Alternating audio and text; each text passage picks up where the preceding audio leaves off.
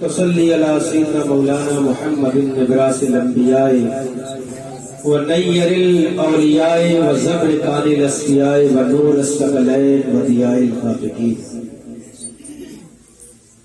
Shell اللہ چو غدائے مستمن المدد خواہم زی شاہ نقشتر shell اللہ چو گدائے مستمن المدد خواہم زی شاہ نقشبر تو قیومی و سلطان زمانی توہی مشکل کسائے دو جہانی زی آفات جہاں دلے تنگ دارم مدد کن یا مجدد الفساد۔ آج کی یہ پاکیزہ بزم یوم صدیق اکبر رضی اللہ تعالیٰ عنہ کے نام سے منسوب ہے۔ 23 جمادی الاخری کی یہ شب ہے۔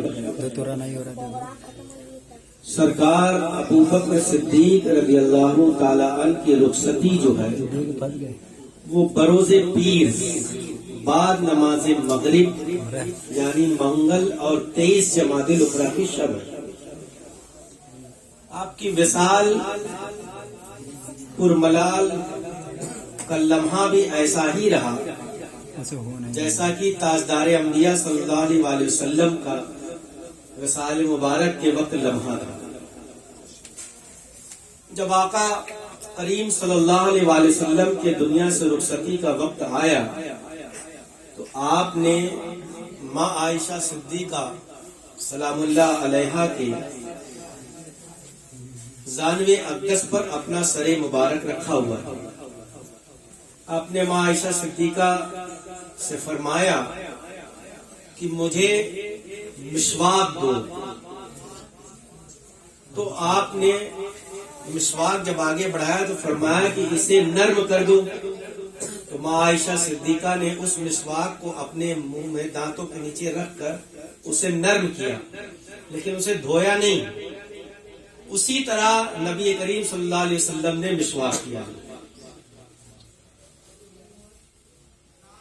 ٹھیک اسی طرح جب حضرت ابوبکر صدیق کے رخصتی کا وقت تھا، بس فرق اتنا ہے کہ آقا رخصت ہوئے تو پیر کا دن تھا اور حضرت ابوبکر صدیق رخصت ہوئے تو منگل کی شب تھی، دن پیر کا ہی تھا۔ بعد نماز عصر آپ پوچھتے ہیں ماں عائشہ صدیقہ سے کہ آج کون سا دن ہے، تو فرمایا کہ جو ہے آج پیر کا دن ہے۔ کہا میری عمر بھی کتنی ہو چلی؟ حضرت ماں عائشہ صدیقہ فرماتی ہیں کہ 63 سال۔ تو کہا کیا ہی مبارک لمحہ ہے، لاؤ مسواک مجھے دے دو، اور وہ مسواک آپ کو دیا گیا۔ تو پھر آپ نے کہا کہ اسے نرم کر دو، تو ماں عائشہ صدیقہ نے ویسے ہی اپنے دانتوں کے نیچے اس مسواک کو رکھا اور نرم کر کے بغیر دھوئے حضرت ابوبکر صدیق نے اپنے منہ میں ڈالا اور مسواک کیا اور تازہ وضو کیا، اور اس کے بعد آپ دنیا سے جب رخصت ہوئے تو منگل کی شب یعنی مغرب کی آذان ہو گئی تھی، اس کے بعد آپ دنیا سے رخصت ہوئے۔ ہم لوگ تاریخ کے لحاظ سے یہ سوچتے ہیں کہ 22 جمادی الاخری آپ کی وصال کی تاریخ ہے، لیکن آپ تحقیق کریں گے تو تاریخ لکھنے کے لیے ہمیں آپ کو 23 جمادی الاخری ہی لکھنا پڑے گا، کیونکہ آپ جب وصال کیے تو 23ویں شب لگ چکی تھی، لیکن مشہور اس قدر ہو گیا کہ لوگ 22 جمادی الاخری ہی جانتے ہیں۔ اور آج جو محفل صاحب خانہ کے مکان میں ہو رہی ہے وہ 23 جمادی الاخری کی شب ہے، یعنی ہم بالکل اپنے وقت کے مطابق، اور جس وقت آپ کے وصال کا لمحہ تھا اس وقت ہم لوگ ختم خواجگان پڑھ رہے تھے، یعنی پرانی آیات کا ورد کر رہے تھے۔ ختم مجددیہ پڑھا گیا، ختم معصومیہ پڑھا گیا، ختم باقی باللہ پڑھا گیا اور حلقہ ذکر ہوا۔ یہ چیزیں پہلے ہو گئی، اس کے بعد نعت و منقبت کی ایک محفل چلی۔ سرکار ابوبکر صدیق رضی اللہ تعالیٰ عنہ ساری کائنات میں نبی آخر الزمان صلی اللہ علیہ وسلم کے بعد تمام لوگوں کے امام ہیں۔ بے شک اللہ تعالیٰ قرآن میں ارشاد فرماتا ہے کہ میں اس دن پکاروں گا، یوم ندعو کل اناس بامامہ، اے لوگوں اپنے اپنے امام کے ساتھ حاضر ہو جاؤ، میرے سامنے پیش ہو جاؤ۔ یعنی یہود و نصارہ بھی، اہل ہنود بھی، ہر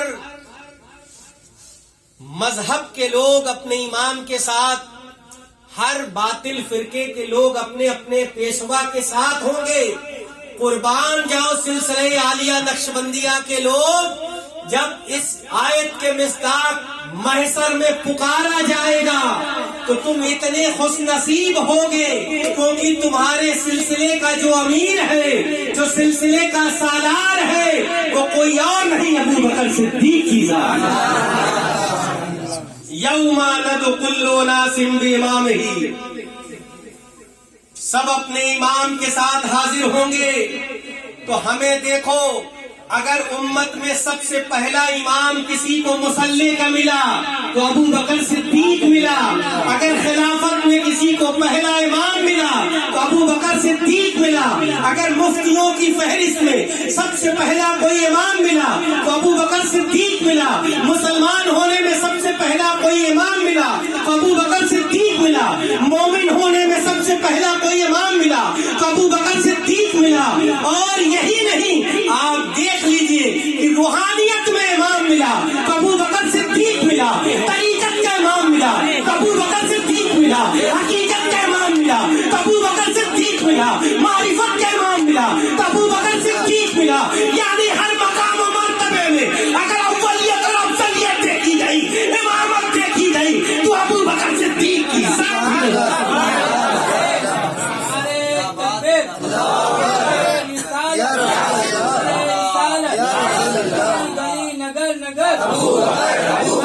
ابو بکر صدیق۔ دنیا میں جتنے سید زادے ہیں، اگر تمہارا دادا علی ہے تو امام جعفر صادق کے بعد چلنے والی نسلوں صبح قیامت تک تمہیں کہنا پڑے گا کہ تمہارا نانا ابو بکر صدیق ہے۔ دنیا میں جتنے سید زادے ہیں امام جعفر صادق کے بعد، یعنی امام باقر کے نکاح میں ابو بکر کی بیٹی آئی ہے، شہزادہ علی کا ہے، جسے امام باقر کہتے ہیں، اور بیٹی کس کی ہے؟ وہ ابو بکر صدیق کی بیٹی ہے، جسے ام فروا کہا جاتا ہے۔ جب امام باقر کے نکاح میں آئے تو علی اور صدیق کے ملنے کے بعد جو بیٹا پیدا ہوا اسے حضرت امام جعفر صادق کہا۔ اس لیے دادا کا جب نام لیتے ہو تو نانا کا بھی نام لینا، اور اسی لیے سلسلہ قادریہ کے لوگوں، تمہاری نسبت میں بھی صدیق اکبر کی نسبت شامل ہے۔ اوپر سے چلے تو مولا علی، سلسلہ قادریہ میں مولا علی، مولا علی کے بعد حسن مجتبی، حسن مجتبی کے بعد مولا حسین، مولا حسین کے بعد امام زین العابدین، امام زین العابدین کے بعد امام باقر، امام باقر کے بعد امام جعفر صادق، امام جعفر صادق کے بعد امام موسیٰ کاظم۔ اب ادھر آ جاؤ، ابو بکر صدیق جو سلسلہ نقشبندیہ کے بانی ہے، سلسلہ نقشبندیہ کے امیر ہے، سلسلہ نقشبندیہ کے قافلہ سالار ہے، ان کے بعد سلمان فارسی، سلمان فارسی کے بعد امام قاسم ہے، امام قاسم کے بعد امام جعفر صادق۔ یعنی ادھر فیضان علی بھی ہے تو ادھر فیضان صدیق اکبر بھی ہے، ایک طرف فیضان نبوت کی دھارا ہے، ایک طرف فیضان ولایت کی دھارا ہے۔ جب دونوں ابو بکر صدیق، حضرت ابو بکر صدیق اور مولا علی کا فیض امام جعفر صادق پر جمع ہوا تو وہیں سے نسبت غوثیت عروج پر آئی ہے۔ اللہ اکبر! کب؟ اس لیے کہ ادھر غوثیت عظمیٰ پر سب سے پہلے سرکار اعلیٰ حضرت فرماتے ہیں منازل ولایت میں غوثیت پر کوئی فائز ہوا، نبی کے بعد تو ابو بکر صدیق ہے، اس کے بعد جو ہے فاروق اعظم ہے، اس کے بعد عثمان غنی ہے، پھر مولا علی ہے، پھر حسن مجتبی ہے، پھر مولا حسین ہے، امام زین العابدین ہے، امام باقر ہے، امام جعفر صادق ہے۔ یہاں فیضان ولایت پہنچ رہا ہے، اس طرف سے ابو بکر صدیق کا فیض فیضان ہے, اس طرف سے ابو بکر کا صدیق کا بھی فیضان ہے کہ ادھر سے سلمان فارسی ہے, امام قاسم, امام جعفر صادق ہے, یہاں جمع ہو گیا. اللہ اکبر, غوثیت عظما اماموں میں منتقل ہوتی رہی, یہاں تک کہ امام سر سکتی پر آ کر کے غوثیت عظما خاموش کر دی گئی, اسے پوشیدہ کر دیا گیا. پھر روح زمین پر کوئی غوثیت عظما پر چمکا تو اس چمکنے والے ستارے کا نام شیخ عبد القادر جیلانی کا. پھر غوث اعظم کے بعد یہ پھر پوشیدہ رہی, کسی اور کو نہ ملی. جب 400 سال دنیا سے رخصت ہو گئے تب اللہ تعالیٰ نے غوثیت عظما پر دوبارہ جسے فائز کیا اور غوث اعظم کا نائب بنانا, اس نائب کا نام مجدد الفسانی. اور صبح قیامت تک اب صرف امام مہدی کے سوا کوئی غوثیت عظما پر نہیں آئے گا. اس لیے یاد رکھو, سرکار ابو بکر صدیق ہمارے کتنے طریقوں سے امام ہیں. ہم تو اتنے خوش نصیب ہیں کہ اگر ہم شریعت میں امام اعظم کی پیروی کرتے ہیں, شریعت میں امام اعظم کی پیروی کرتے ہیں, طریقت میں بہاؤالدین نقشبند کی پیروی کرتے ہیں, تو امام اعظم کی پیروی کرنے میں بہاؤالدین نقشبند بھی ہے. اس لیے ہمارے امام طریقت روحانیت میں بھی صدیق اکبر کے امام ہیں, اور شریعت میں بھی وہ سرکار امام اعظم کے پیروی کرنے والے لوگ جو ہیں. آپ دیکھیے یہ جو امام ہوئے ہیں, اگر سرکار شیخ عبد القادر جیلانی رضی اللہ تعالیٰ کا فیض دیکھا جائے تو آپ روحانیت کے امام تو ہیں, مگر آپ مذہباً حنبلی تھے. کیا تھے؟ مذہباً حنبلی تھے. ہم حنفی ہیں, اور حنفی ہوتے ہوئے بھی ہم نے اپنا روحانیت کا تاجدار حضرت غوث اعظم کو بنایا. لیکن سلسلہ نقشبندیہ کے لوگوں کتنے قسمت ہو تم کہ شریعت میں بھی تم نے جب پیروی کی تو امام اعظم کی, اور جب امام اعظم کی پیروی کرنے والے جب تم نے امام طریقت کو دیکھا تو بہاؤالدین نقشبند کو دیکھا, مجدد الفسانی کو بھی دیکھو کہ یہ کسی اور کی پیروی شریعت میں نہیں کرتے تھے, امام اعظم کی پیروی کرتے ہیں. یعنی ہم ہر اینگل سے جدھر سے بھی گھوم کر کے جائیں, اللہ اکبر, جس طرح تمام نبیوں میں سب سے افضل ہمارے آپ کے نبی صلی اللہ علیہ وسلم ہے, اور تمام نبیوں کے بعد سب سے افضل ابو بکر صدیق کی ذات ہے, اسی طرح تمام سلاسلوں میں سب سے افضل سلسلہ نقشبندی. تکبیر,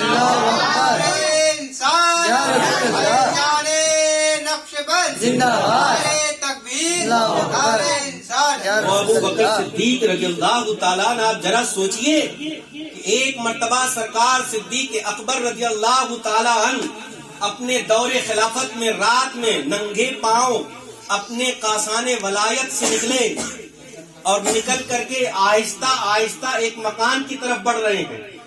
سرکار فاروق اعظم نے انہیں دیکھ لیا اور کہا اتنی رات گئے جب لوگ یا تو بستروں پر سو رہے ہیں یا اللہ کو یاد کرنے والے تہجد کی نماز ادا کر رہے ہیں, ذکر کر رہے ہیں, تسبیح و تحلیل کر رہے ہیں, آخر وجہ کیا ہے؟ کوئی مراقبہ کر رہا ہے.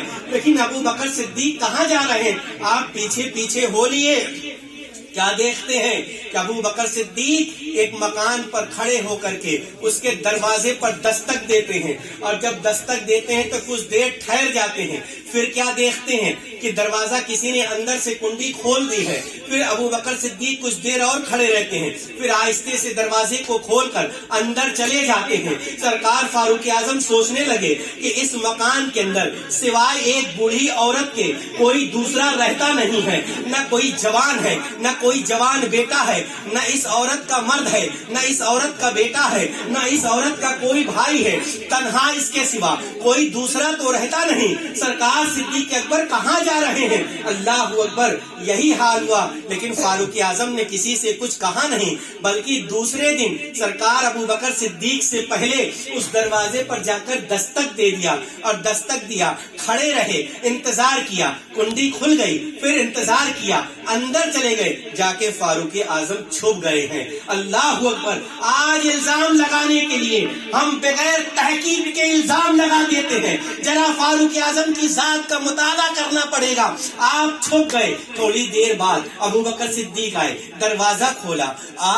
आपने दरवाजे पर खुटखुटाया, लेकिन दरवाजा तो पहले से खुला था। आप ठहर गए, कुछ देर इंतजार किया, उंगली रखा तो दरवाजा खुल गया। आप अंदर गए तो ये सोचा कि शायद मुझे आने में देरी हो गई है, इसलिए इस औरत ने दरवाजा पहले खोल दिया। उसे नींद आ रही होगी, वो सो गई होगी। क्या हुआ? आप अंदर जाते हैं। अंदर जाने के बाद किचन के अंदर जो बर्तन गंदे पड़े थे उसे सरकार अबू बकर सिद्दीक साफ कर रहे हैं। उसके मकान में बर्तन साफ करने के बाद मकान में आपने झाड़ू दिया है और बिस्तरों को सही जगह रख दिया है। जो उसका लिबास था उसे धुल करके सुखाने के रख दिया है। जो सूखने के लिए छोड़ा था उसे तह लगा करके रख दिया है। और कुछ सामान लाए थे घर में छोड़ दिया है और निकल करके फिर आप बाहर आते हैं। हत्ता कि जब आप बाहर निकले तो फारूक आजम भी आपके पीछे निकले और कदमे नाज को पकड़ लिया। कहा, सरकार, मैं आपसे ये पूछना चाहता हूँ कि इतनी रात में आकर के इसकी खिदमत करने की क्या जरूरत थी? सरकार सिद्दीक अकबर ने कहा कि सुनो, जब ये औरत मेरे पास आई थी तो इसके आंखों से कम दिखाई देता था, इसका कोई मददगार नहीं था। तो इसने कहा कि बैतुल माल से कोई नौकर मिल जाए तो मेरा काम कर दिया करेगा। लेकिन मैंने सोचा बैतुल माल से अगर कोई नौकर मुकर्रर करूंगा तो उसे तनख्वाह देना पड़ेगा। मैं बैतुल माल की रकम को खर्च नहीं करना चाहता था, इसलिए अबू बकर खुद नौकर बन गया है और इसके घर का सारा काम करके जाता है।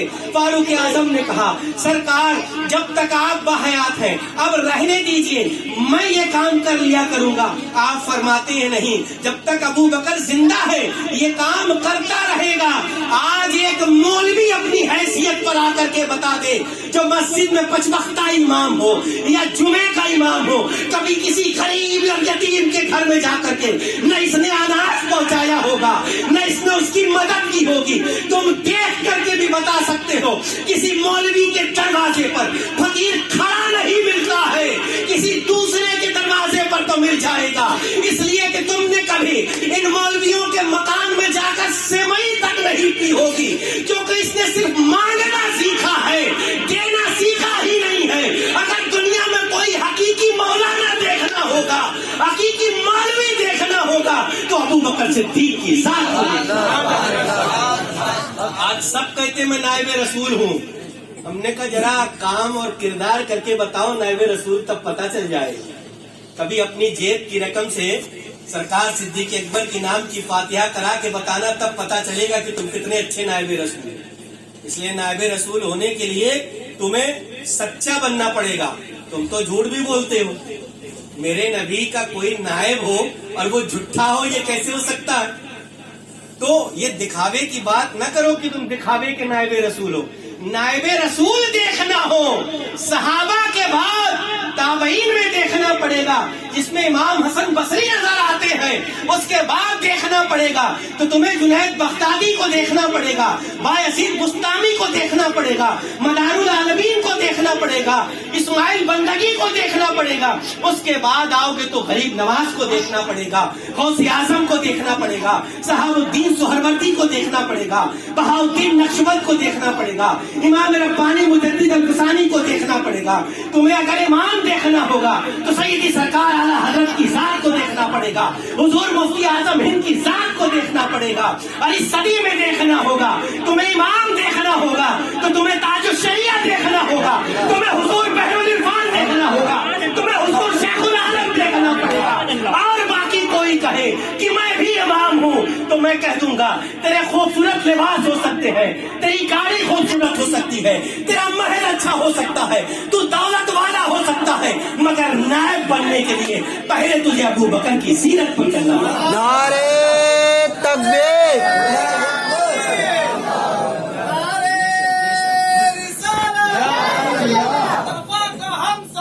अबू बकर, अबू बकर, अबू बकर, अबू बकर, लगेगा नारा फैस पर, अबू बकर, गली गली नगर नगर, अबू बकर, आना जाना है मुजद्दिद का, आना जाना है मुजद्दिद का। नारे तकबीर, नारे इंसान। सरकार अबू बकर सिद्दीक के साथ हर घर के अंदर चढ़ावा होना चाहिए। اگر وہ کہتا ہے کہ میں سنی ہوں، جس طرح ہم فخر سے کہتے ہیں الحمدللہ کہ میں بریلوی سنی ہوں، ہمیں تو فخر ہے نا کہ ہم مسلک اعلیٰ حضرت پر چلنے والے ہیں، تو اگر واقعی تم کہتے ہو تو اعلیٰ حضرت کے برادر حضرت حسن رضا خان سے پوچھتے تو ابو بکر صدیق کا مرتبہ بتا دیتے کہ دنیا میں ہر کوئی نبی کے زمانے میں جو صحابی بنا تو آقا کے ہاتھ پر بیعت اس نے کیا، لیکن آقا کے بعد اگر سبھی صحابہ جتنے موجود تھے آقا کے بعد واحد و یکتا ایک ذات ہے جسے ابو بکر صدیق کہتے ہیں، جن کے ہاتھ پر ایک وقت میں 33,000 صحابہ نے بیعت کی، 33,000 صحابہ نے بیعت کی تھی۔ ان بیعت میں فاروق اعظم بھی ہیں، عثمان غنی بھی ہیں، مولا علی بھی ہیں، حسنین کریمین بھی ہیں، عشرہ مبشرہ کے صحابی بھی ہیں، اور وہ بدر والے بھی ہیں، احد والے بھی ہیں۔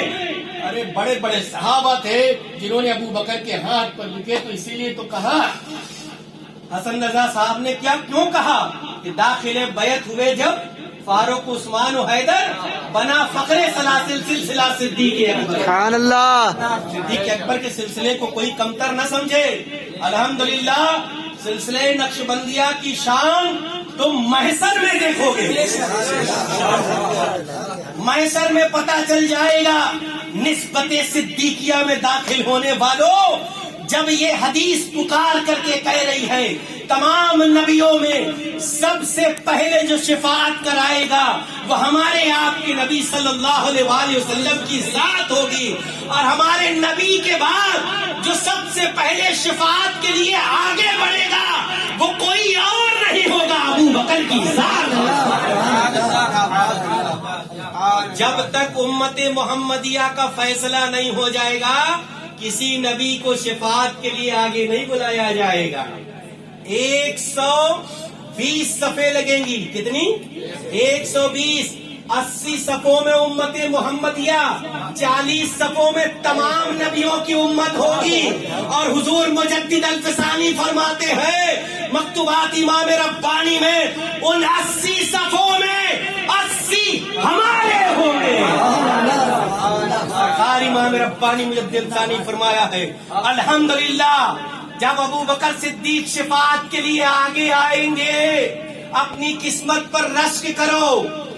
جب ابو بکر صدیق آئیں گے شفاعت کرائیں گے تو شفاعت میں سلمان فارسی بھی ہوں گے، جب سلمان فارسی ہوں گے تو امام قاسم ہوں گے، امام قاسم ہوں گے تو امام جعفر صادق ہوں گے، امام جعفر صادق ہوں گے تو بایزید بستامی ہوں گے، تو ابو الحسن خرقانی ہوں گے، ابو علی فارمدی ہوں گے، عبد الخالق کستوانی ہوں گے، یوسف حمدانی ہوں گے، اللہ یوسف حمدانی ہوں گے، عبد الخالق کستوانی ہوں گے، محمد عارف رواکری ہوں گے، محمود انجیل فغنوی ہوں گے، عزیز علی رحمت علی ہوں گے، بابا سماسی ہوں گے، حضرت امیر کلال ہوں گے، تار نقشبند بہاؤدین نقشبند ہوں گے، سلسلہ بسلسلہ ہندوستان کا وہ بانی سلسلہ نقشبند سرکار باقی بلّہ ہوں گے، امام ربانی مجدد الفسانی ہوں گے، معصوم زمانی ہوں گے، سیف الدین ہوں گے، نور محمد بدایونی ہوں گے، مرزا مظہر جانے جانا شہید ہوں گے،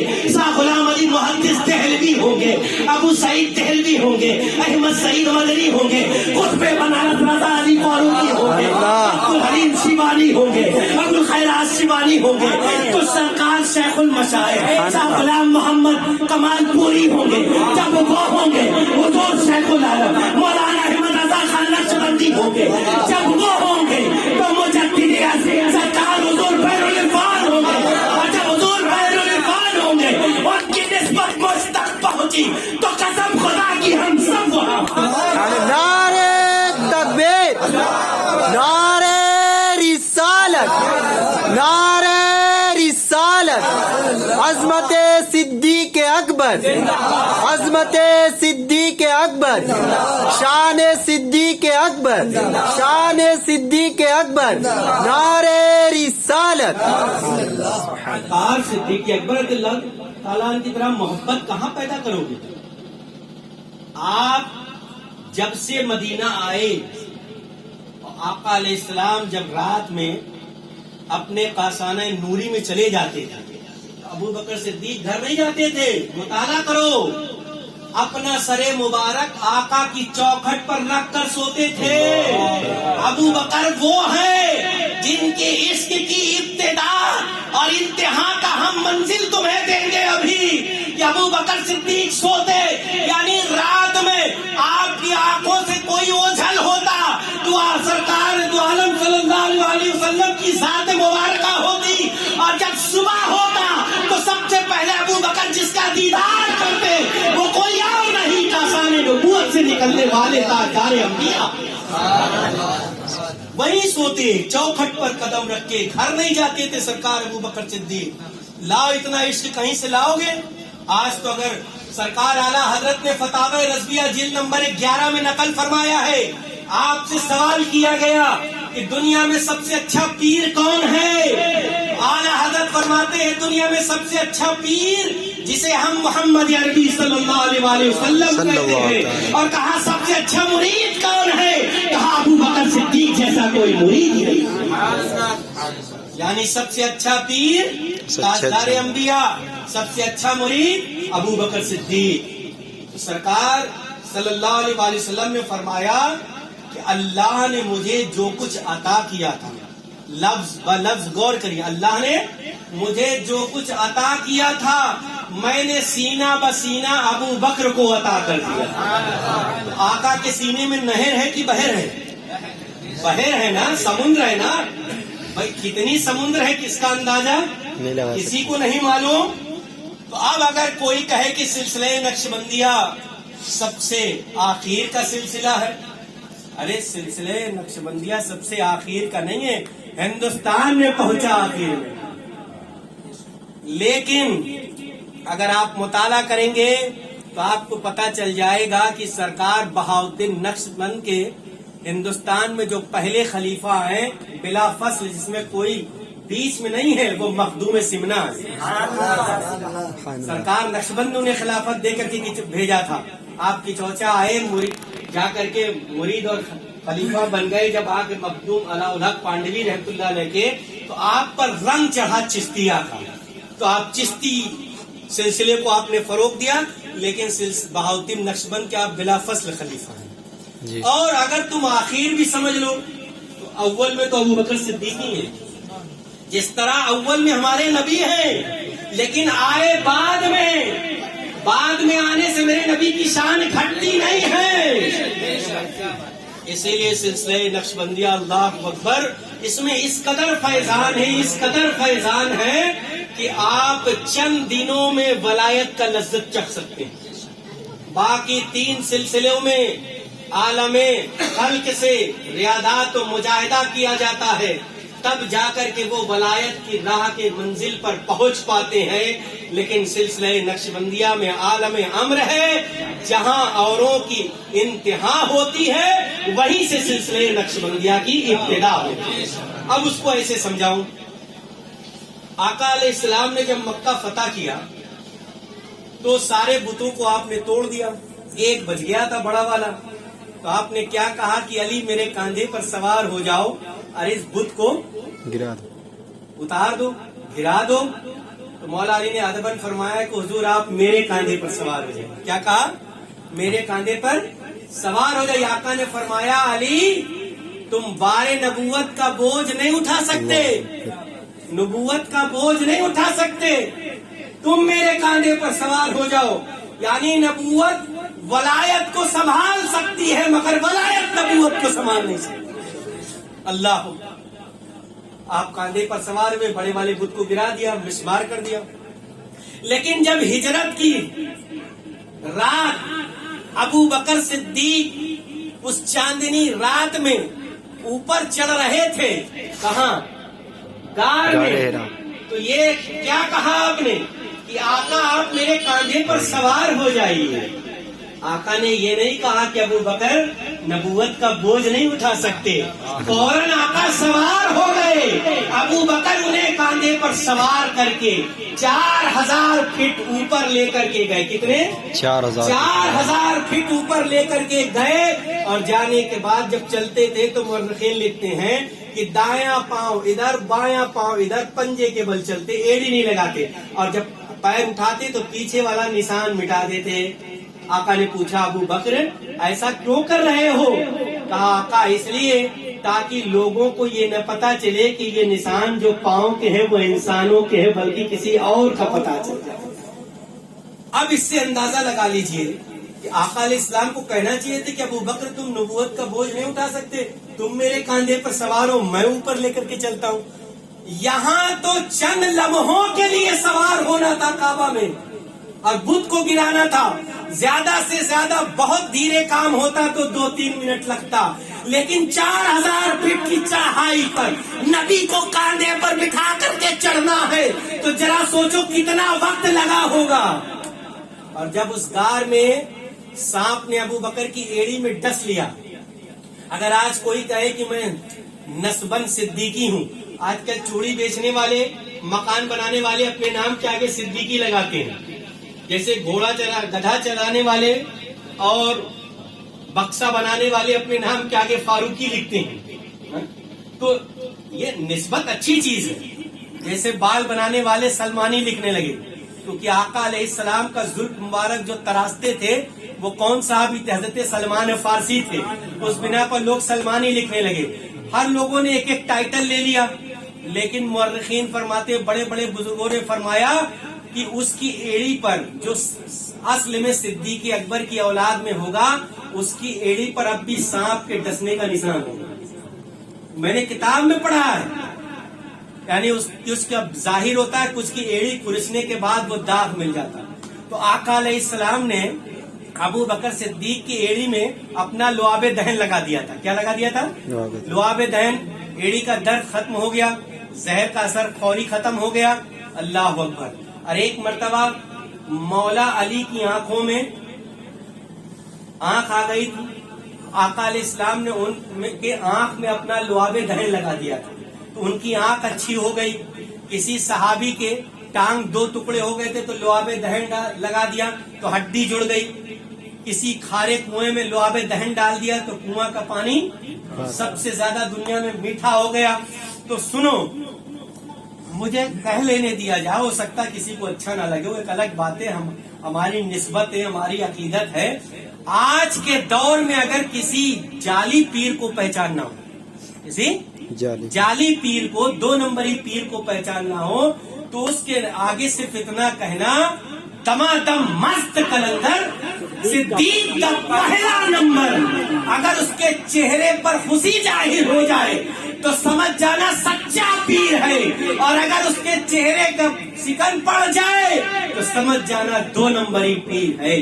दमादम मस्त कलंदर सिद्दीक का पहला नंबर। ये तो राफजियों ने साजिशन कव्वाली कहलवाया, दमादम मस्त कलंदर अली दा पर। हम अली को मानते अल्हम्दुलिल्लाह, अली के मर्तबे पर पहुंचना आसान नहीं, अली अली है।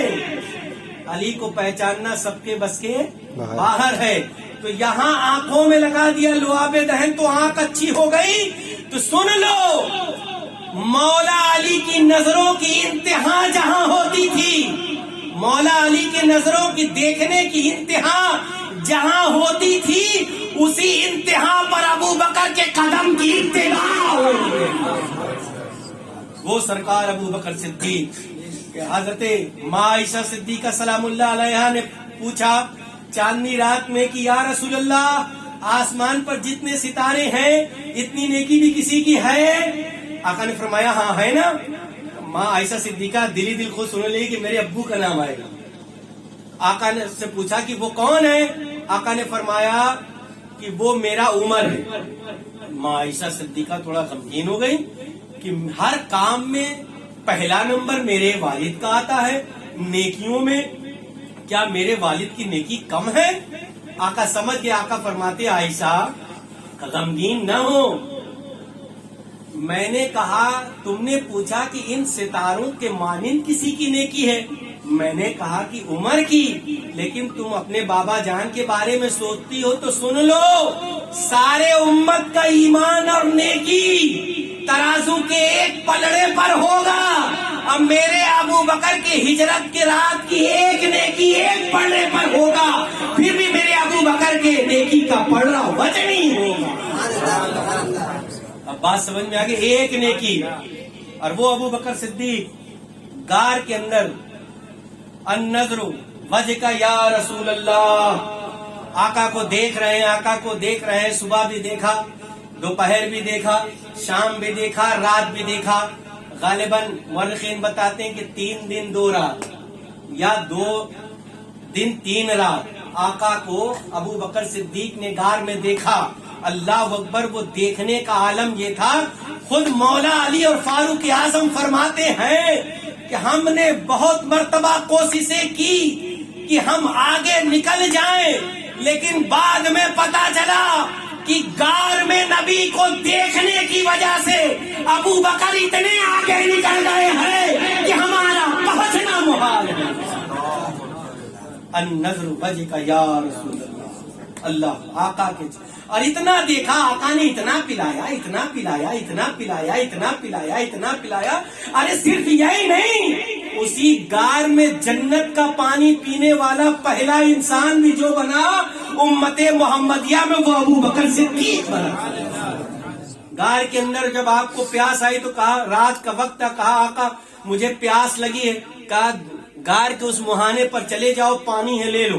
جبکہ حضرت ابو بکر صدیق دیکھ رہے تھے کہ غار ادھر سے بند ہے، بھئی اس دیوار کے پیچھے کیا ہے؟ کچھ نہیں، ایک گلی ہے لیکن بند ہے، دروازہ تو ہے نہیں کہ ہم توڑ کے ادھر چلے جائیں گے۔ دن میں دیکھا کہ دیوار ہے، اس کے بعد بھی آقا نے کہا کہ جاؤ غار کے اس دہانے پر پانی پی لو۔ ابو بکر صدیق فوراً چلے گئے، یہ نہیں کہا کہ یا رسول اللہ وہاں تو دیوار بند ہے۔ جب وہاں گئے تو کیا دیکھتے ہیں کہ غار سے ایک تالاب لگا ہوا ہے، اور تالاب پانی سے لبریز ہے، پانی دودھ سے زیادہ سفید ہے، اور وہاں ایک پیالہ بھی رکھا ہوا ہے، اور جب چاندنی کی کرن اس پر پڑ رہی ہے تو اس کا حسین نظارہ۔ ابو بکر صدیق اس میں سے پانی پی سکتے تھے، لیکن پہلے خود لا کر کے آقا علیہ السلام نے کہا ابو بکر تم نے پی لیا؟ کہا حضور پہلے آپ پیے پھر میں پی لوں گا۔ پھر جا کر کے ابو بکر صدیق شراب ہو کر کے پانی پیے، اور جب آپ آئے تو پھر دن میں آپ نے کیا دیکھا کہ اب وہاں کوئی تالاب نہیں، پھر دیوار آ گئی تو پوچھا یا رسول اللہ میں نے دن میں بھی دیوار دیکھی تھی، ابھی بھی دیوار دیکھتا ہوں، لیکن آپ نے رات میں کہا تھا کہ وہاں سے پانی لے آؤ، تو مجھے یقین تھا کہ میرا نبی سچا ہے، میرا نبی سچا ہے۔ میں گیا تو پانی لے، آقا فرماتے جانتے ہو ابو بکر وہ پانی کون سا پانی تھا؟ کہا نہیں، کہا جنت کے نہروں میں سے ایک نہر کا پانی۔ ابو بکر صدیق رضی اللہ تعالیٰ نے اس میں سے پانی، آپ ذرا سوچئے۔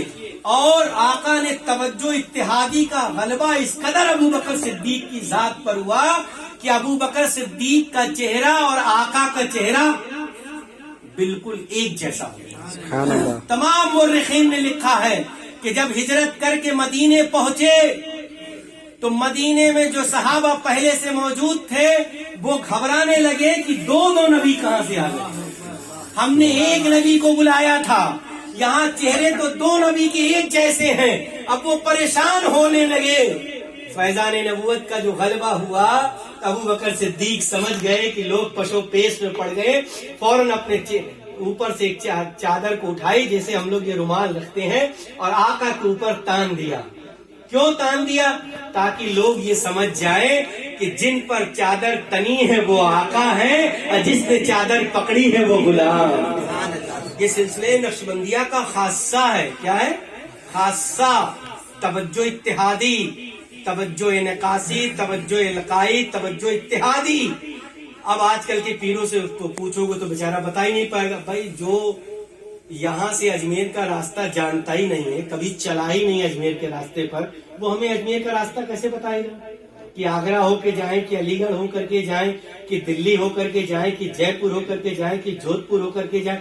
جا تو رہا ہے سب راستہ اجمیر کی طرف. تو آج کل تو پیری مریدی بڑی سستی ہو گئی ہے. کوئی اچھا خطیب دیکھا جو چیخ چلا کے بول سکتا, اس کو خلافت دے دیا تاکہ کل 10,000 لوگوں کو جوڑ کے رکھے گا تو ہم آئیں گے, ہمارے لوگ مرید ہو جائیں گے. مرید ہو گئے, پتہ ہی نہیں, پیر صاحب نے کوئی وظیفہ ہی نہیں بتایا کہ ولی کیسے بنے گا. وہ پہلے لوگ مرید ہوتے تھے ولی بننے کے لیے, اللہ کا قرب پانے کے لیے, اللہ کے قریب ہونے کے لیے, اس کی معرفت کے لیے, اس کی حقیقت کو پہچاننے کے لیے, اس کے طریقت کو پانے. لیکن اب تو معاملہ الٹا ہے, صرف مرید ہو جاؤ اور سجرہ بھی ملے گا بھی کہ کئی سال بعد ملے گا, اللہ ہی رحم کرے جو ہے. تو وجہ یہی ہے. تو یہ توجہ اتحادی ہندوستان کی سرزمین پر سب سے پہلے کس نے استعمال کیا اس کا؟ حضور باقی باللہ. اتوار والے دن ان کا کل شریف ہے, انشاءاللہ بتائیں گے. تو سرکار ابو بکر صدیق کی ذات ایسی ذات ہے کہ ہر شخص کے اوپر یعنی اس کے کاندھے پر سرکار ابو بکر صدیق کا احسان ہے. آقا خود فرماتے ہیں میرے ابو بکر کے احسان کا بدلہ شکر ادا کر کے دیں. کیا ادا کر کے؟ شکر ادا کر کے. تو کیا کر سکتے ہو؟ کم سے کم قل واللہ شریف 21 بار پڑھ سکتے ہو, ایک گلاس صاف پانی رکھ سکتے ہو, جس پیر سے مرید ہو اس کا سجرہ پڑھ سکتے ہو اور نظر پیش کر سکتے ہو. لیکن ہمارے ہاں علوی پورا کا ایک عجب سا معاملہ ہے کہ 50-100 روپے اگر چندہ دینا پڑے تو نانی یاد آ جاتی ہے, اور اگر سیر سپاٹا ہو, ہانڈی بننی ہو, تب تو پٹاپٹ 200 روپے جمع ہو جائے گا. مطلب اب وجہ کیا ہے؟ یہاں کچھ مولویوں سے ہماری دوستی تھی, وہ ہم کو ہمیشہ سیر سپاٹے کی دعوت دیتے تھے. تو ہم نے کہا بھیا ہماری قسمت میں سیر سپاٹا نہیں ہے. وہ پتہ نہیں کہاں چندن سعید جا رہے ہیں, تو آج چنار جا رہے ہیں, پھلا جا رہے ہیں. ہم نے کہا جب آ لے یار, سیر سپاٹا میں ہمارے نوجوانوں کو تباہ و برباد کر دیا. وہی پیسہ جمع کرتے, وہی مرغا ہانڈی بناتے, بس یہ سوچ کر بناتے ہم اسے بنا تو رہے ہیں لیکن کسی اللہ کے ولی کی شان میں نظر کریں گے, کسی صحابی کے لیے بنا رہے ہیں, اور نظر کرنے کے بعد کھا لو گے تو دوگنا مزہ ہوگا. لیکن جب اچھی تعلیم ملے گی تب تو وہاں تو سیر سپاٹا. اب بہت خوش ہو گئے تو گٹکا پان کھا لیا, جو دوسرے کا مکان تھوک تھوک کے خراب کر دیا. ہم تو اچھی انسان ہیں, پان کھاتے ہیں. برے لوگ پان نہیں کھاتے, اچھے لوگ انسان پان, جو شریف لوگ ہوتے وہ پان وغیرہ کھا کے مکان پینٹ کر دیتے ہیں. وہ کیا کرو, ہماری قوم کو جو چیز چاہیے وہ مل نہیں رہی. اس لیے سرکار ابو بکر صدیق سے سچی محبت کرو. نہ ہم ابو بکر کو چھوڑ سکتے ہیں, نہ ہم علی کو چھوڑ سکتے ہیں. ترازو کا 2 پلڑا ہے, ان میں سے ادھر چھوڑا تو دھم سے ادھر کا پلڑا, ادھر والا چھوڑا تو ادھر. کیوں؟ آقا علیہ السلام نے فرمایا کہ علی جنت میں جانے کی سند اسے دینا جس کے دل میں ابو بکر کی محبت ہوگی. جس کے دل میں ابو بکر کی محبت. جنت کس کی ہے؟ ہمارے آپ کے نبی کی, آقا کی. لیکن اس میں جانے کا ٹکٹ کون دے گا؟ جنت میں جانے کا ٹکٹ مولا علی دیں گے, لیکن اسی کو دیں گے جس کے دل میں ابو بکر کی محبت ہوگی. جب ابو بکر رضی اللہ تعالیٰ کو یہ پتا چلا تو پہنچ گئے مولا علی کے پاس, کہا بھائی میرا خیال رکھنا. جو پہلے سے جنت کا ٹکٹ لے کے بیٹھا ہوا ہے وہ مولا علی کے پاس جا کے کہتا ہے بھائی میرا خیال رکھنا. بھائی نے کہا کیا ہوا؟ کہا آقا نے ایسا ایسا فرمایا. کہا میرے بھائی پورا سنتے جاؤ. کیا کہا؟ پورا سنتے جاؤ. تو پوچھا کیا؟ کہا مجھ سے میرے نبی نے فرمایا ہے علی جنت کا ٹکٹ اسے ہی دینا جس کے دل میں ابو بکر کی محبت ہوگی. ابو بکر کی محبت چھوڑ دی, علی کی محبت میں گرفتار ہو گئے, رافضی بن گئے. کیا بن گئے؟ رافضی بن گئے. خلفائے راشدین کا انکار کیا, خارجی بن گئے. اپنی قسمت پر ناز کرو, نہ ہم رافضی ہیں نہ خارجی ہیں, ہم اہل سنت و جماعت اس دور کے مذہباً حنفی اور مسلکاً بریلوی ہے. جنت ہماری ہے, جنت ہماری ہے, اس لیے کہ ابو بکر بھی ہمارے ہیں, علی. اپنی قسمت پر ناز کرو. یہ نازی گروہ ہے. اہل سنت میں 4 گڑھا ہے, حنبلی, شافعی, مالکی, حنفی. یہ چاروں اہل سنت ہیں. لیکن اس حنفی میں ہم کیا تھے؟ پہلے ماتریدی اور ماتریدی کے بعد کیا ہے؟ بریلوی ہیں، جسے ہم کہتے ہیں مسلک اعلیٰ حضرت. اسی لیے کہا جاتا ہے. تو بہت سے لوگوں کو برا بھی لگتا ہے کہ پچواں مسلک کہاں سے آ گیا. ہم نے کہ یار پڑھو لکھو تو کچھ سمجھ میں آئے. مذہب تو ہمارا دین کیا ہے؟ اسلام. ہمارا مذہب حنفی. پڑھو پہلے. اب کہو گے دین و مذہب میں فرق ہے. ہاں فرق ہے، فرق ہے. مذہب حنفیت پر چلنے کو مسلک کہتے ہیں. اس راستے پر جب چلتے ہیں تو اس مسلک سے چل کر گئے، امام اعظم کے قریب پہنچے، تب دین مصطفیٰ ملا. جب امام اعظم کے مذہب پر پہنچے تو ادھر سے چلے امام احمد بن حنبل تک، اور پھر ان سے پہنچے تو آقا کی بارگاہ میں پہنچے. ادھر سے پہنچے تو امام مالکی، ادھر سے پہنچے تو امام شافعی. لیکن اس دور میں نگر نگر، ڈگر ڈگر، چلا چلی، بھوپال دلی، پہچانتے ہو نا ان لوگ کو؟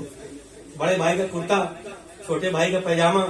کچھ تو سنی ہمارے یہاں ہے پاگل ٹائپ کے، دیوبندیوں کی طرح پیجامہ پہن کے آج کل ٹہل رہے ہیں. بھائی یہ کون سی محبت تمہارے اندر آ گئی یار؟ اللہ نے تمہیں دولت دی ہے، اچھا خاصا پیجامہ 2 میٹر 2.5 میٹر میں بنتا ہے، کھاجے ادھر 1.5 میٹر کا پہن کے چھوٹے بھائی کا جائے گی. ارے سننی ہونا یار تم. ان سب چیزوں کو بھی دھیان رکھا کرو. لباس ٹکنے کے اوپر ہو، ٹکنے سے نیچے نہ جائے، یہی سنت کی پہچان ہے. ٹکنے کے نیچے چلا جائے تو نماز تو ہو جائے گی مگر دعا قبول نہیں ہوگی، مکروہ تنزیہی ہے. اور اگر اس کو موڑ لیا تو مکروہ تحریمی ہے، نمازی نہیں ہوگی. اگر کوئی پیجامہ موڑ کے پڑتا ہے تو اس کی نمازی نہیں ہوگی، مکروہ تحریمی ہے. ان چیزوں سے بچو. اور آخری بات کہہ کے رخصت ہوگا، پھر فاتحہ کل شریف ہوگا، پھر لنگر انشاءاللہ رحمان. آج کل ایک فیشن چلا ہے طالب ہونے کا. وہ ایک سوال آیا تھا آج دن میں ہمارے پاس. ایک فیشن چلا ہے طالب ہونے کا.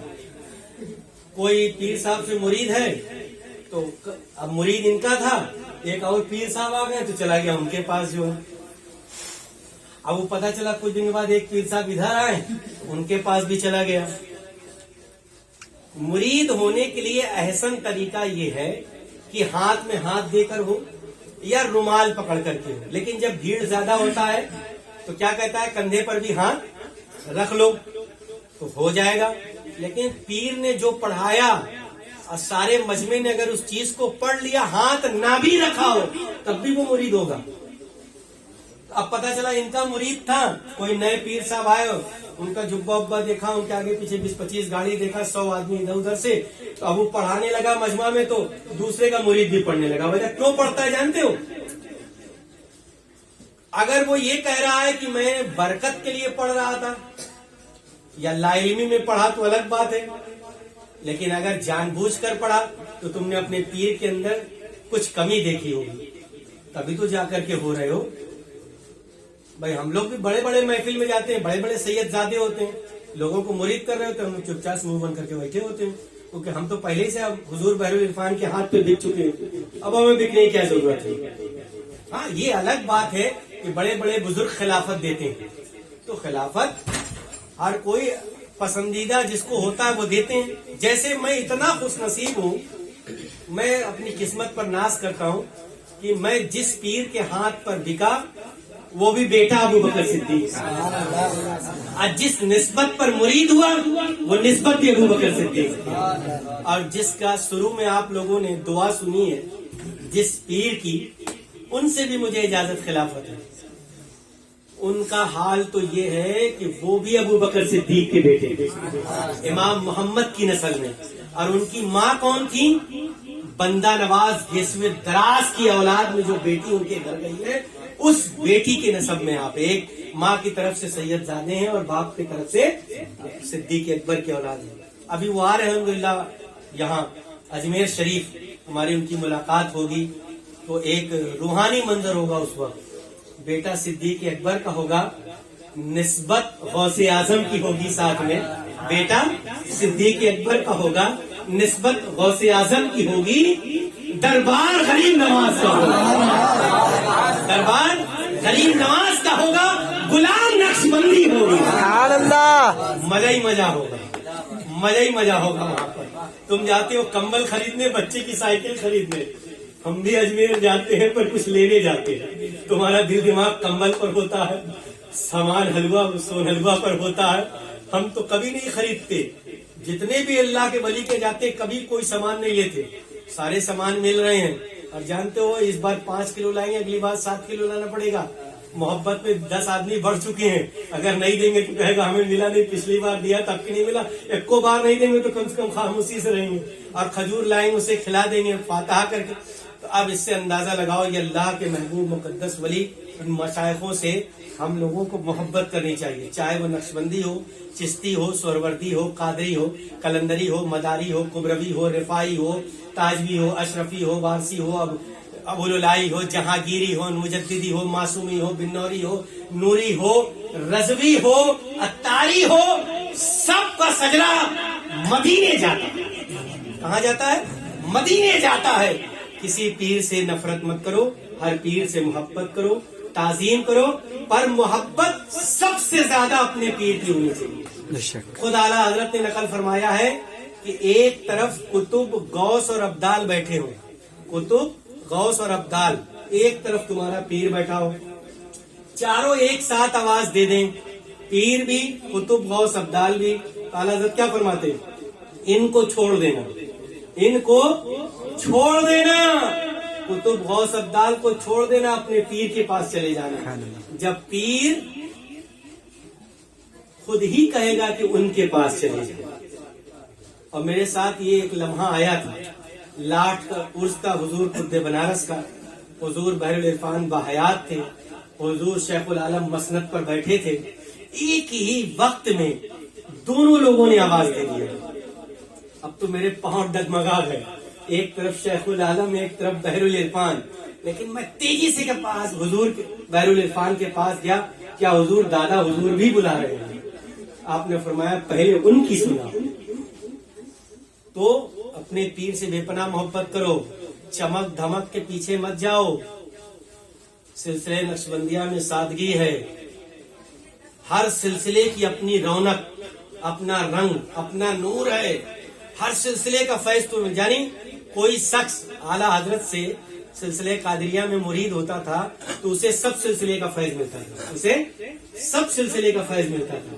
ویسے ہی جتنے لوگ حضور بحر العرفان سے مرید ہوئے ہیں انہیں ہر سلسلے کا فیضان ملتا ہے, کیونکہ میرا پیر چشتی بھی ہے, سہروردی بھی ہے, قادری بھی ہے, اور نقشبندی بھی ہے, کلندری بھی ہے, مداری بھی ہے, اشرفی بھی ہے. یعنی انہیں محررہ شریف سے تمام سلاسل جدیدہ اور قدیمہ دونوں کی اجازت و خلافت. ایسا نہیں ہے. الحمدللہ مجھے بھی ایک پاکستان کے اور پیر ہیں سید ارشد صاحب, ان سے بے شمار سلاسل کی اجازت و خلافت. اس میں اشرفیہ بھی ہے, رضویہ بھی ہے, برکاتیہ بھی ہے, سب ہے. اور ایک پیر ہیں ترکی میں, ان سے بھی اجازت و خلافت ہے, سلسلے رفاعیہ وغیرہ, سازلیہ, تمام قادریہ کی. تو ہر پیر سے خلافت و اجازت کے بعد مجھے جو رنگ پسند آیا, جو گلدستہ دل میں کھل رہا ہے, وہ نسبت نقشبندیہ ہے. اسی لیے میں سب کو مرید کرتا ہوں نقشبندیہ میں. لیکن اگر کوئی کہہ دے کہ میں چشتی میں مرید ہوں گا تو میں اسے اسی میں مرید کرتا ہوں, اسے خالی نہیں کرتا, کیونکہ میرے پاس سلسلے چشتیہ ہے. تو آج کے دور میں مسلک اور مذہب دیکھا جائے گا, مشرب پہ لڑائی نہیں ہوگی, یعنی سلسلہ دیکھ کر لڑائی نہیں ہوگا, مذہب و مسلک صرف دیکھا جائے گا. اگر آج کے دور میں کوئی پیر, کوئی خطیب یہ کہہ دے کہ دمادم مست کلندر صدیق دا پہلا نمبر, تو سمجھ جانا کہ یہ سچا ہے. جیسے کہا گیا نا کہ اگر کسی محفل میں حضرت امیر معاویہ کا نام لے لو, اگر چہرہ بگڑ جائے تو سمجھ جانا کہ صحابہ کا بغض ہے. اور کسی جگہ علی کا نام لے لو اور چہرے پر بل آ جائے تو سمجھ جانا اہل بیت سے بغض رکھتا ہے. اور اس زمانے میں اگر اعلیٰ حضرت کا نام لے لو اور چہرہ کھل جائے تو سمجھ جانا اپنا والا ہے, اور چہرہ بجھ جائے تو سمجھ جانا کہ کچھ کمی ہے اس کے اندر. کیا ہے؟ کچھ کمی ہے. اللہ تعالی ہمیں آپ کو سننے سنانے سے زیادہ عمل کرنے کی توفیق و رفیق عطا فرمائے, اور اپنے اپنے سلسلے پر کاربند رہنے کی فرمائے. کوئی ضرورت نہیں ہے کہ ان سے ان کے ہاتھ پر جا کر کے طالب کیوں ہوا جاتا ہے. طالب ہونے کے لیے جب پیر دنیا سے رخصت ہو جائے, جب پیر دنیا سے رخصت ہو جائے تو دوسرے پیر سے طالب تب ہو سکتے ہو جب تمہیں علم کی ضرورت ہو اور علم تم تک پہنچ نہ پائی، یا تمہارا پیر 7 سمندر پار رہتا ہو اور تم اس سے کوئی تعلیم نہیں لے پا رہے ہو، تو قریب کے کسی پیر کے ہاتھ پر مرید ہو کر اس سے طالب بیعت ہو سکتے ہو۔ لیکن الحمدللہ قربان جاؤ سلسلہ نقشبندیہ میں کہ اس سلسلے میں نسبت اویسیت بھی ہے۔ اگر تمہارا پیر 7 سمندر پار بھی ہے اور تم اس کی طرف متوجہ ہوگے تو فوراً اس کا فیضان تمہارے قلب پر القا ہو جائے گا۔ اور یہ سچی بات ہے، ہم لوگوں کا یہ آزمودہ ہے۔ کیا ہے؟ آزمودہ ہے۔ سرکار نقشبند کہاں ہے؟ بخارا میں۔ سرکار مجدد الثانی کہاں ہے؟ سرہند میں۔ حضور بحر عرفان کہاں ہے؟ قنوج میں۔ عمر جان سرہندی کہاں ہے؟ پاکستان میں۔ لیکن جب رات کا مراقبہ ہوتا ہے اور اس مراقبے میں جب یا روحوں کا ورد ہوتا ہے، اس وقت تمام ارواحیں متوجہ ہوتی ہے، اور جس سلسلے سے اسے اجازت و خلافت ہوتی ہے سب کا فیضان اس کے قریب آتا ہے، لیکن اسے ملتا نہیں ہے۔ پہلے وہ فیضان اس کے پیر تک جاتا ہے، پھر پیر سے ہو کر کے اس کے دل کے اوپر۔ سبحان اللہ، سبحان اللہ۔ سلسلہ نقشبندیہ کے سبب: قلب پہلا سبب، روح دوسرا سبب، سر تیسرا سبب، خفی چوتھا، اخفا پانچواں، نفس چھٹا، قلبیہ ساتواں، آٹھواں نفی اثبات۔ ان 8 سبب پر عمل کرنے کے بعد تب جا کر کے وہ سالک بنتا ہے اور سلوک کی منزل طے کر کے ولایت صغرا، ولایت کبرا، ولایت اولیاء کی منزل پر پہنچ کر اس کے رنگ اور بو کو چکھتا ہے، اس کا مزہ پاتا ہے۔ تو اس لیے مرید ہو تو اپنے پیر سے پوچھو کہ ہم کیا ذکر کریں کہ اللہ کا قرب حاصل ہو جائے۔ اللہ کا قرب جلدی حاصل ہو جاتا ہے، لیکن آقا کا فیضان جلدی نہیں مل پاتا۔ کیا کہ وہاں اس کے نبی ہونا ضروری ہے، بغیر اس کے نبی کیوں؟ کیونکہ اللہ کا ذکر یہودی بھی کرتا ہے، عیسائی بھی کرتا ہے، اہل ہنود بھی اپنی زبان میں کرتے ہیں۔ وہ جسے اللہ ایک ہی ہے، ان کی کتاب میں بھی لکھا ہے کہ ایک ہی ہے، ایشور پرماتما، وہ اپنی زبان میں کرتے۔ ہم بھی کہتے کہ اللہ ایک ہے، لیکن محمد عربی صلی اللہ علیہ وسلم کا فیضان تبھی ملتا ہے جب ہم محمد رسول اللہ کہتے ہیں، جب امتی بن جاتے ہیں تب وہ فیض ہمارے سینوں پر آتا ہے۔ ارے فیض کے تو کتنے رنگ ہیں، کہیں سے سفید، کہیں سے زرد پیلا، کہیں سے سرخ لال، کہیں سے سبز ہرا، کہیں سے کالا۔ یہ سارے رنگ مل کر کے جس وقت اخفا کے اوپر ہو کر کے اخفا سے چاروں لطائف پر ہوتا ہوا نفس امارہ، اسے کہتے کیا کہتے ہیں؟ نفس امارہ۔ نفس امارہ یہاں ہے، بولنا چاہیے، ناف پر نفس امارہ، یہ نفس لوامہ ہے۔ میں نے کیوں کہا؟ تاکہ آپ بتائیں کہ آپ نے سنا ہے پہلے کہ نہیں۔ یہ نفس لوامہ ہے، یہ نفس امارہ ہے، اور یہ دماغ پر جسے قلبیہ کہتے ہیں یہ نفس مطمئنہ ہے۔ کیا ہے؟ نفس مطمئنہ۔ ارجی الی ربک راضیۃ مرضیہ فادخلی فی عبادی وادخلی جنتی۔ جب تک نفس مطمئن نہیں ہوگا تب تک جنت بڑی مشکل ہے۔ تو نفس مطمئنہ جسے قلبیہ کہتے ہیں، جب ڈائریکٹ فیضان اس پر پڑتا ہے تو دماغ کی باریک باریک نسوں سے ہوتا ہوا پورے جسم میں اترتا ہے، اور ہر رونگٹا اللہ اللہ پڑتا ہے، اور پھر ذکر اللہ کی منزل آتی ہے۔ سر ادھر ہوتا ہے، ہاتھ ادھر ہوتا ہے، دھڑ ادھر ہوتا ہے، پیر ادھر ہوتا ہے، پر آواز ایک ہی آتی ہے، اللہ۔ آپ دیکھیں گے تو کہیں گے قتل ہو گیا، قتل نہیں ہوا، وہ اللہ کا ذکر کرتا ہے، فنا ہو کے بھی باقی ہے۔ اور دنیا کے اندر فنا اور بقا کی منزل 2 ہی پیروں نے بتایا ہے۔ ایک بتانے والی ذات کا نام صابر پاک ہے، دوسرے بتانے والی ذات کا نام حضور باقی باللہ۔